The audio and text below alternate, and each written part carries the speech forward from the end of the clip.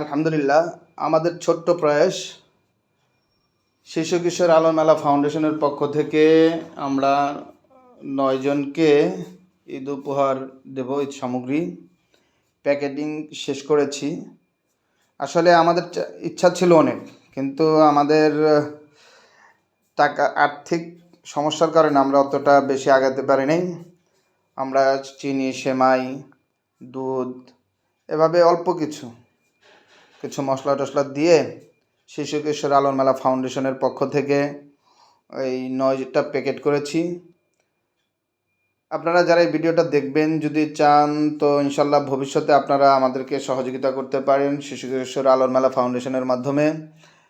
এখানে গরিব ছাত্ররা লেখাপড়া করে, যাদেরকে আমরা প্রায় এমআর নুরানি হাফিজি আলিয়া মাদ্রাসার পক্ষ থেকে শিশু কিশোর আলোর মেলা ফাউন্ডেশনের উদ্যোগে এই বছর 2025 সনে আমরা প্রায় 8 জনকে এখন ফ্রি পড়াচ্ছি, আর 2 জন নেব, এবং ঈদের পরে ইনশাল্লাহ আশা করি 5 জনকে লীলা বোর্ডিংয়ে, একেবারে পথ শিশু যারা পথেই থাকে, যাদের ঘরবাড়ি পথে রাস্তায়, তাদেরকে আনবো।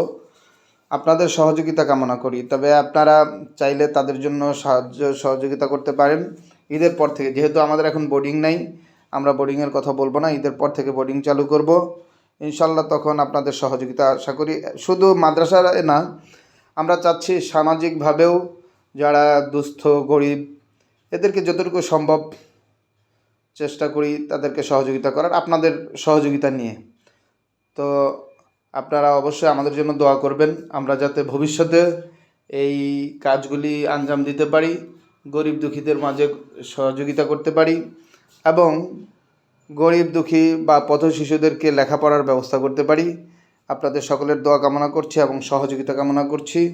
আসসালামু আলাইকুম ওয়া রাহমাতুল্লাহ।